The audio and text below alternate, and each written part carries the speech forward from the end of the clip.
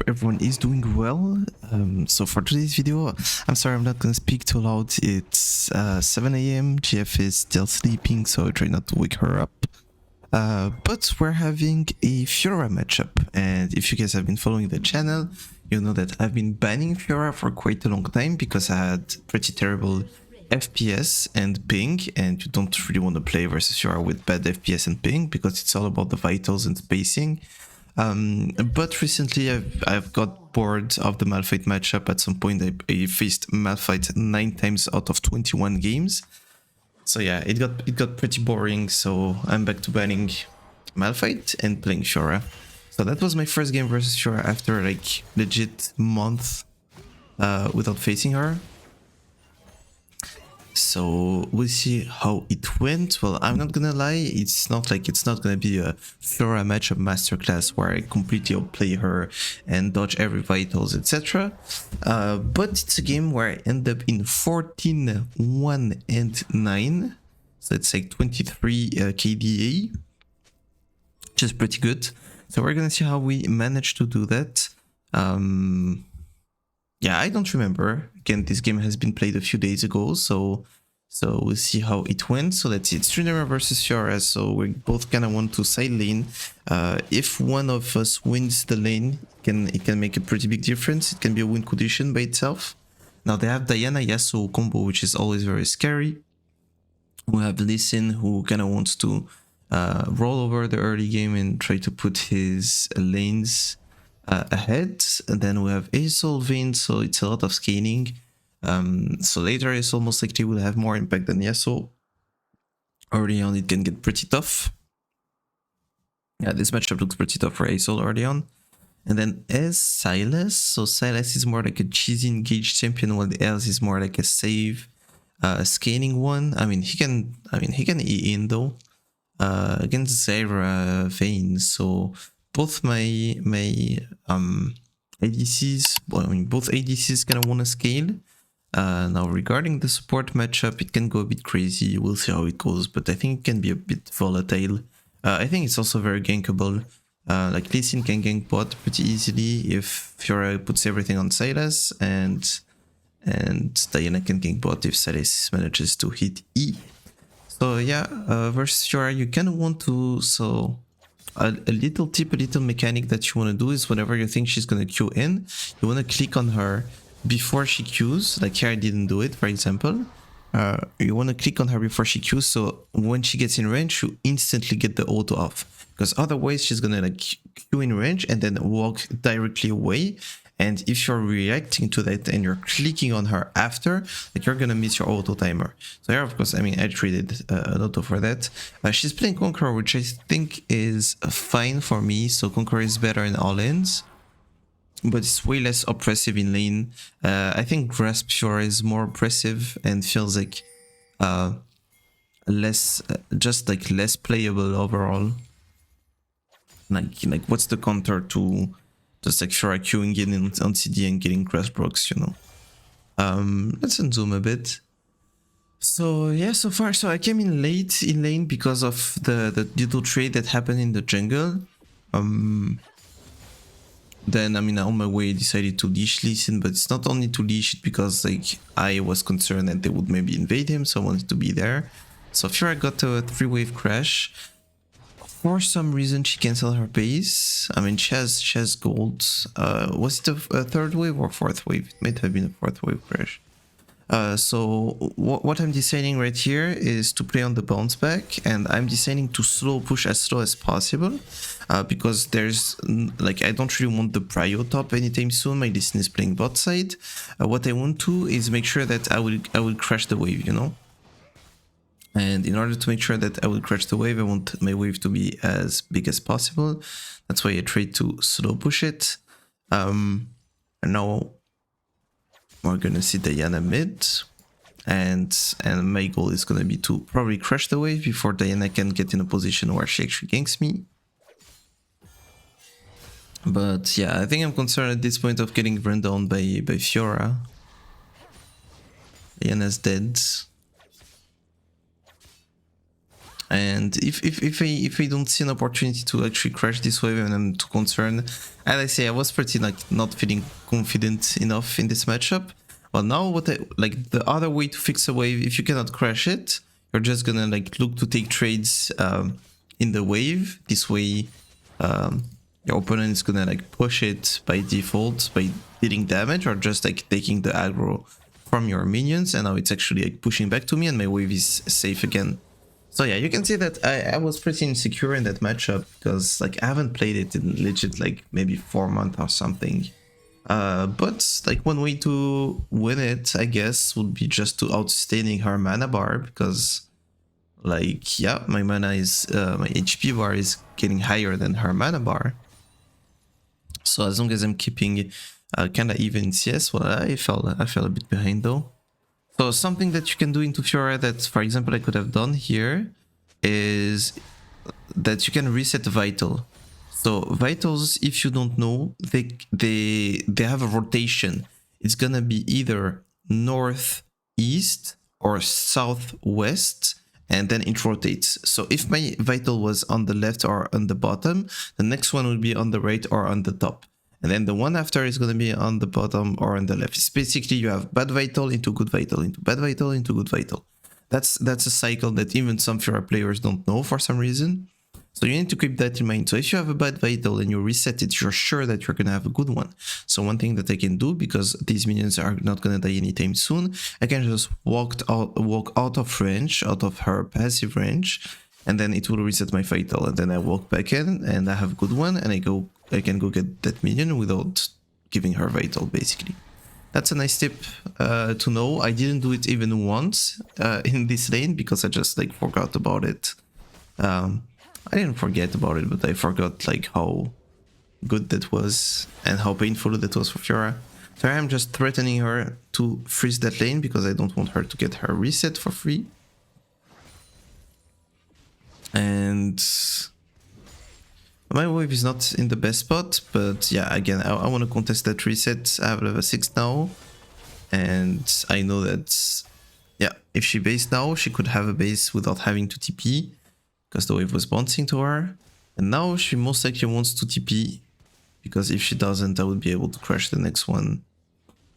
And also, like, she's just like, look at that, she just missed 3 melees of experience because I can sell her base. If I didn't, and she used TP.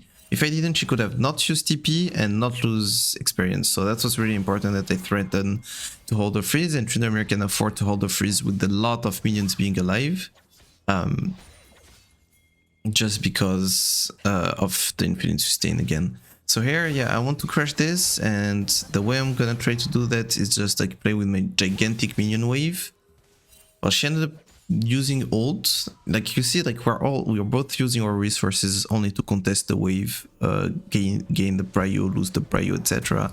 So here I just realized, okay, I would take the L, you know, there's no point in staying with 1 HP, even if I have a gigantic minion wave, and I decided to just be patient. Oh, by the way, I remember I played this game after watching an Alan whatever video. So if you guys don't know Alan, he's a challenger Teemo player, probably the best Teemo on the server, maybe in the world. And I just watched one of his videos where he explained how he got challenger with Teemo, etc.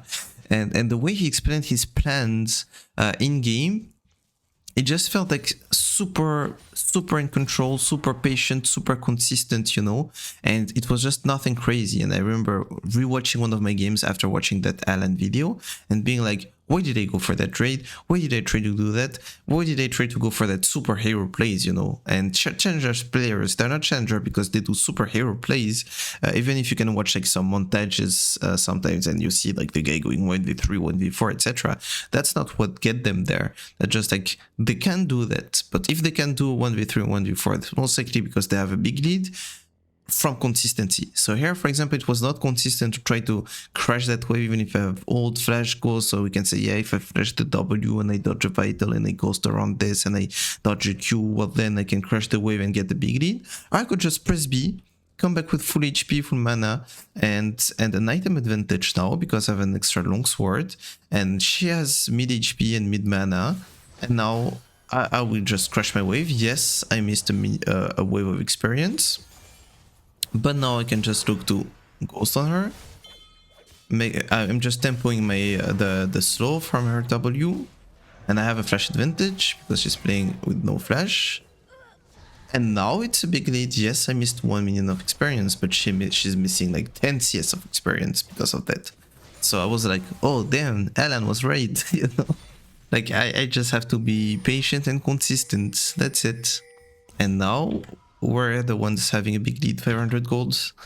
So yeah, I'm really happy whenever I like learn a concept and then I try the concept and then the concept works. And it's nothing that I didn't know, you know. I missed a bleeping though. It's nothing that I didn't know. It's just something that sometimes I forget, you know. Sometimes by just playing the game a bit too much, you get caught in bad habits or bad ideas of how the game should be played. Well, that's a free kill on my way back. I don't get it, but yeah, that's a free assist on my way back there. No, I don't think we're gonna get too crazy. I know that I have a bit of a timer until this wave crashes into my turret. I have a bit of time if anything happens. If nothing happens, I will just go back top. Okay, so what did we buy? Pickaxe, longsword, probably going into stride breaker.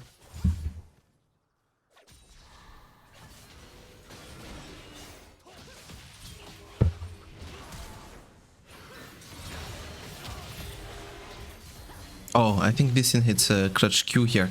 How clutch was that Q, man? That was giga clutch.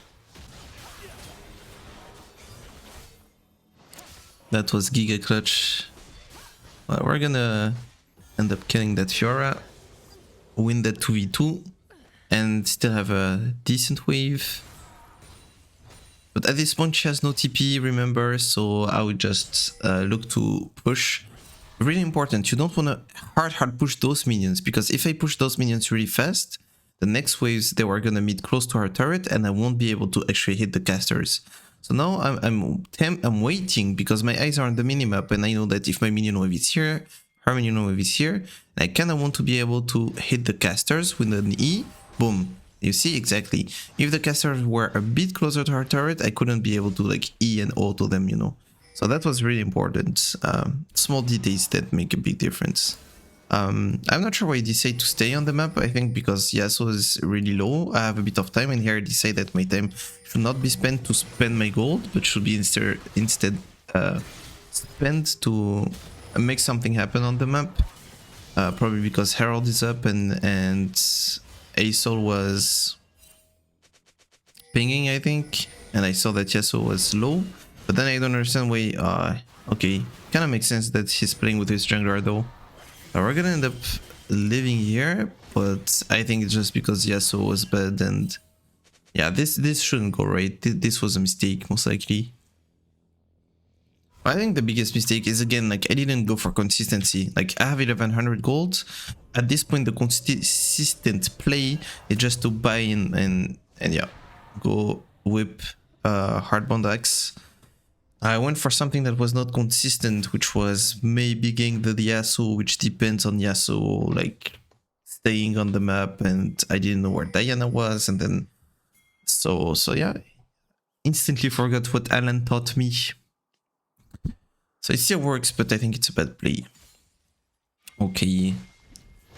But yeah, you see why he did that, because I had the time and now the wave is just crashing. Almost didn't get that cannon. Now Diana Yasuo combo, not killing the Lee Sin. Lee Sin doing a good job here. Probably just feel stronger at this point, because I am. And also, like, Fiora doesn't have the stand that I have, so now, like, if I feel like I can go for trades where she actually gets more HP than I do. Bro, I need to check that bush.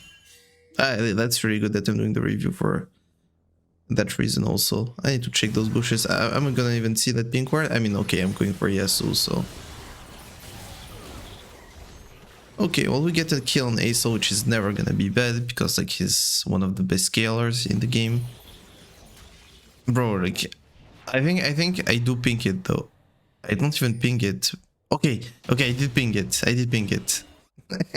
like 10 seconds after. Yeah, I cannot afford to take that pink ward. If I take it, well, she gets a plate, basically. Like, basically, whenever you crash, you see how I'm doing it. Like, if you're crashing, it means that you have time. If you have time, you want to use it, and you want to see how are you gonna use it, basically. And here I decided to go mid. Sometimes you're gonna use it to base. Well, we got her ghost. I guess it's good enough. Now we're gonna have August on a slightly different timer because I ghosted here mid, and then she ghosted top 20 seconds after. So I know that whenever I get my ghost, I will have like 20 seconds window where I have a ghost advantage. Not sure what I'm waiting for here.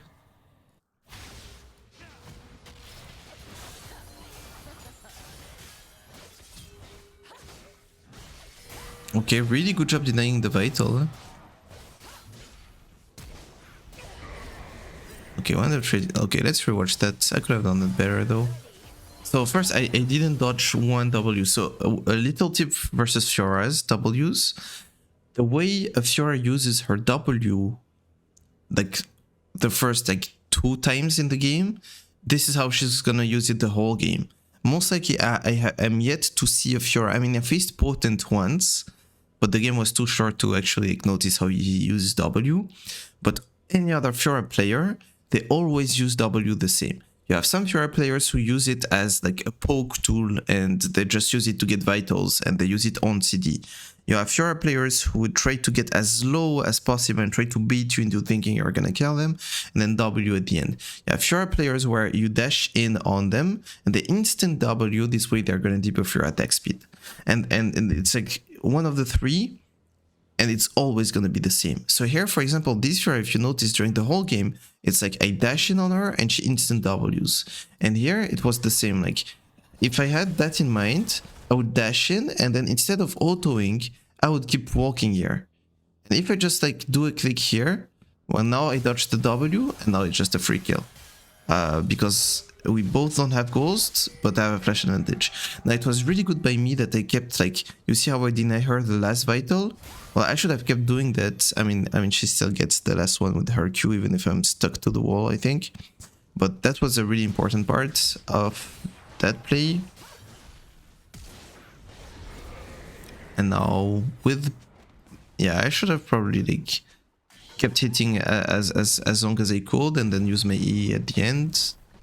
Probably that I wouldn't need to use flash, but I mean, if we trade kill, it's gonna be really good. It's gonna be really good. Yes, she gets the shutdown, but she loses in experience, and it's kind of a gold reset, kind of.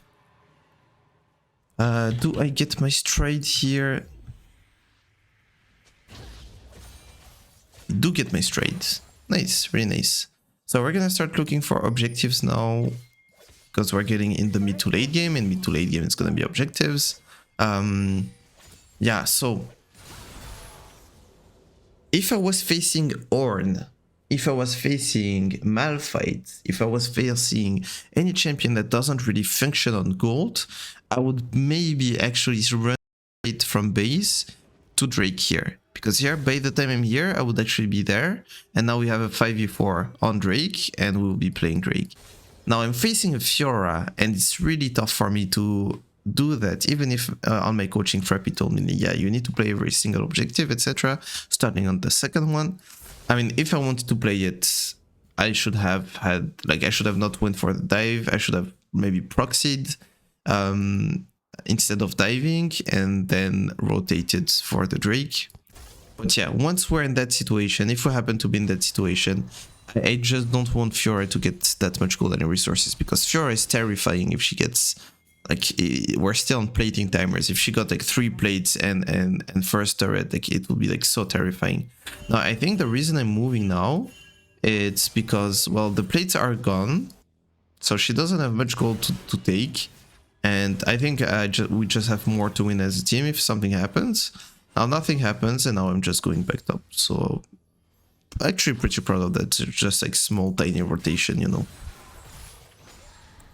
Okay. Well, so far so good. Well, I mean, we're a bit ahead in gold, like 700 gold diff. Now it's still a Fiora, still can get scary, so we want to keep snowballing that lead. I'm just realizing that I'm being pretty bad at vision though in this game overall. Because we have stride, we can clear the wave really fast. We see Silas, dodge the E. Press ult, go in and out. Okay, well, good enough. I think Lee Sin goes crazy here. Yeah, I didn't really get that. Why would you ever do that? It was really fine. And here again, like, I think I just stay because yeah, Zera was coming and maybe we could have done something.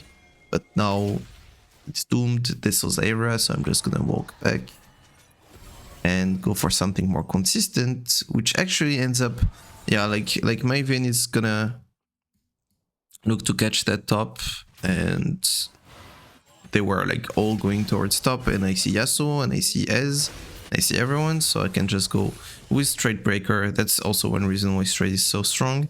Just clear that wave and take my base after. Okay, not too bad, not too bad. So there's a Herald in a minute. There's a Herald in a minute. Let's see how we play for that. I think I want to send my bot lane mid here. I mean, most likely you want to send your bot lane mid. And I want to go on the side of the Herald because I want to play it by being there. And I'm fine with sending Aesol bot. He has TP. Are we just going to trade ghosts? Yeah, most likely, yes. I mean, it's her ghost and ult for my ghost, so I would take it. Plus, she completely forgot the wave. Okay, why not? Now, my team is coming, but for some reason, Lee Sin is on golems. When we could completely play the Herald, so I don't really get that. That was a bit cocky. I just dashed into like Straight Breaker or slow her. I don't really get what my Lee Sin is doing, so... But if my Lee Sin is not there, we're not playing it. Probably... have something to buy, not too sure. Maybe I'm just gonna go bot. Yeah, I was just gonna go bot. Yeah, I mean... Okay, my jungler is not there, so I guess I was disappointed on the spot. I don't like what Aesol is doing here.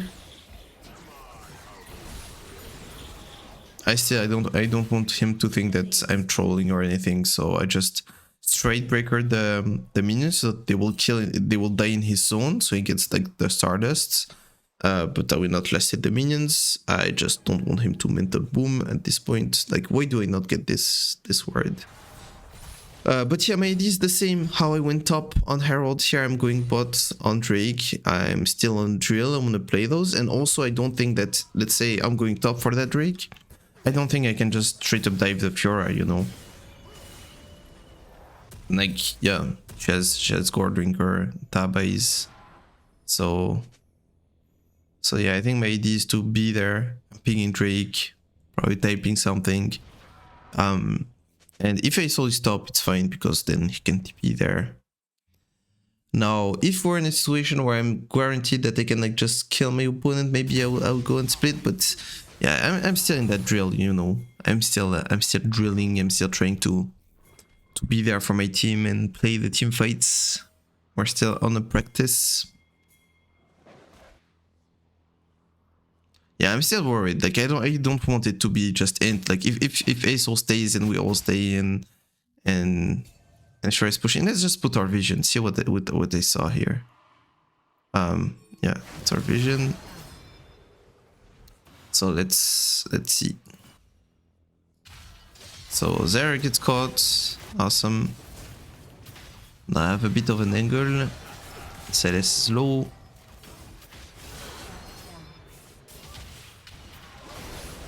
Okay. That we're able to finish that guy.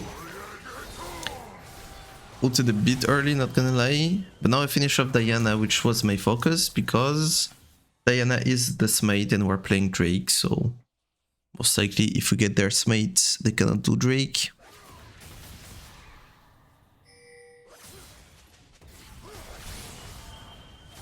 Okay, well, I mean, the biggest mistake is just that I ulted a bit early, but it was pretty good though. The way I positioned and the way I waited for something to go in. Now, because I have red buff, I am gonna stay in a lot and I can stay on the map. I probably have my items soon though. I mean, not that soon. I have 1900. Yeah, I probably have Kraken soon. Now we're gonna get some info on Drake, most likely Yasuo based, so I'm basing. And well, we're gonna try that again. Okay, Kraken, Red Trinket, Pink Ward, really good, really nice. Really nice. Well, Aesol is just like deep pushing waves versus Fiora, which is fine. For me, I think at this point, I mean, he has 2 items though. I think I actually wanted Aesol to come and TP at some point. Create a 5v4, you know, like he could deep push a wave and then TP exactly. Now Fiora is matching the TP.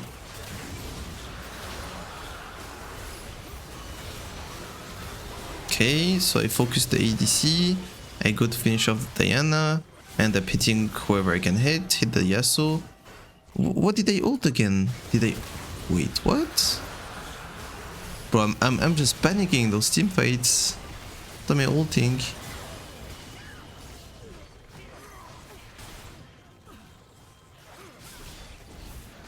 I mean, I could just Q. There's no way he kills me if I just Q. Why do I ult first? If I just Q'd here, I would still have my ult and I would be able to go a bit crazy here.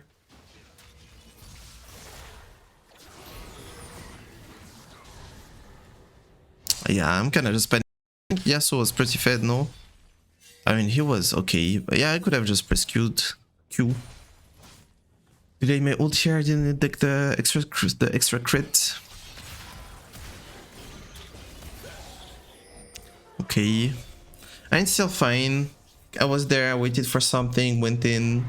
I had a good target selection. I think it just like on the execution, another bad ultimate.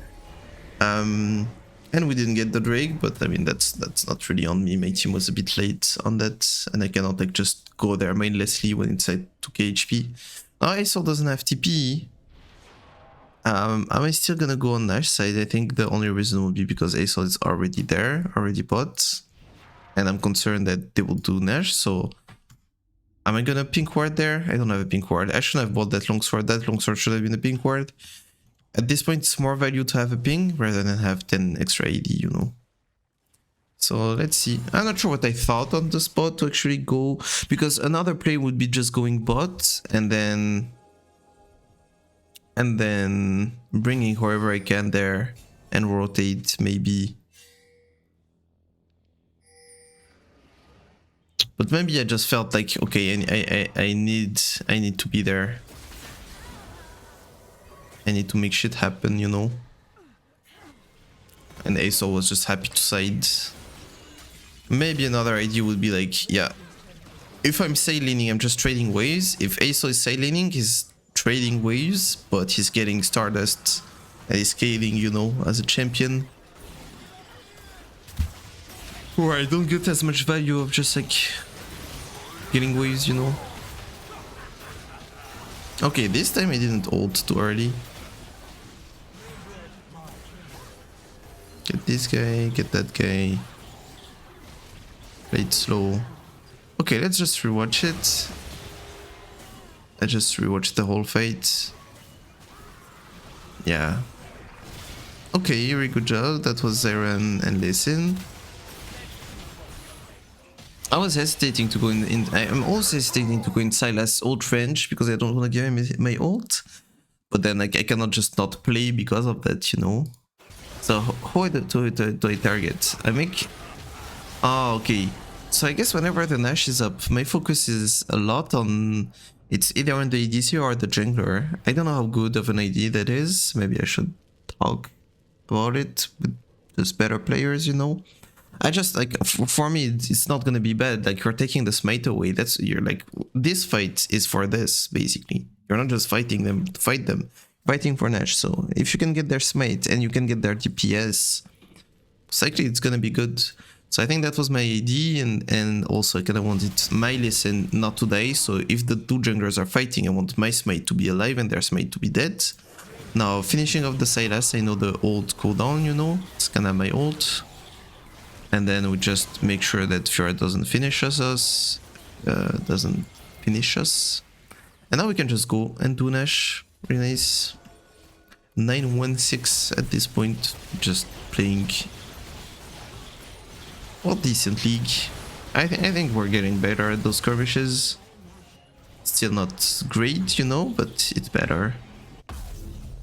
Okay, I have 3 items now. Yeah, I'm not going Hullbreaker because I mean, I'm not Hullbreaking, you know, and they have healing on Sylas, healing on Yasuo, healing on Fiora. Even some healing on Diana because she has Conqueror. So now whenever I have Dash, as much as I want to group and team fights, well, it's always better to put it on different lanes. So I would just do that. But now there's no point in pushing too far because they're just chasing and going for Fiora. And probably that I'm gonna ping Drake. Taking this, which is gonna help us get Drake. And yeah. Probably just waiting for Vayne. I don't know what Vayne is doing. Just split pushing, you know. But I mean, I guess, but it's Soul though. You really want to split push on Soul? Okay, I'm ghosting in. I'm ghosting in. I mean, it's a 4v4 though. Is it? Where's Fiora? We don't know where Fiora is yet. Okay, nice flash by Diana, not getting... Well, again, like, my focus on the jungler. I'm not sure how they got split that much. But I'm happy that I kept waiting for something here. That's how you play as Tryndamere. You cannot make the things happen. You need for something to happen and play off this. So, yeah. We finish off Diana. Then I see Ez dashing in. Finish off Ez. Then I see this guy being stunned. Finish off Yasuo. Well, really good. Did Vayne win that 1v1? I don't know. But we got our Drake and we won that fight. Really good. Pretty proud of myself. I got tap on the shoulder. And now we can push. That's also an idea that Frappy told me during my coaching. Is like, bro, you're playing for objectives that you will get after. Like you're playing, like here, for example, I would have been playing for the T2 bot, let's say, instead of playing for Drake. And then we would lose Drake, but I would be like, oh yeah, but we got T2 top and T2 bot, and it's 2k gold, and it's more than Nash, etc. And it was like, bro, if you just play the objective and win the fight, you're gonna get your objectives. Don't worry about that. And he's right. Of course, I'm a pro player, I'm a P slow. I mean, he's a pro player, I'm a P slow. Okay. Now at this point, I'm just... Well, what... As I often say, like, around this time, I'm starting in mid game. If you're not sure where you go, you can hover around mid, and then you can be there for top, mid, or bot. And while I was walking towards mid, I see that there's a fight happening. I'm also feeling pretty strong, so I'm just gonna go in there. Yeah, I mean, Tryndamere ulti is good on Sylas, but it's not as good as other ones when you think about it. Like, I think Alistar ult is actually stronger because Tryndamere ult, it gives Sylas like another spell rotation, maybe. Kenna gives him another spell rotation, and like Alistar ult gives him like 2 spell rotations. Malphite ult gives him more value. Like, it's not like the best ult for him. Okay, I'm feeling cocky. Like, usually, if you guys know me, I would just be hitting the turrets here instead of killing them. Well, good job. Pretty proud of myself. At the end of the day, it was like nothing about the Tryndamere, the Fiora matchup, you know. Like, it was just about like being smart, playing on the right timers, playing the skirmishes and the team fights decently, and being there where I was needed, most likely. So yeah, pretty proud of that one. Well, I hope you guys enjoyed it and learned a few things. I did, for sure. So if you did like the content, well, first, thank you for watching it, and feel free to drop a like, a comment, or a subscription if you haven't already.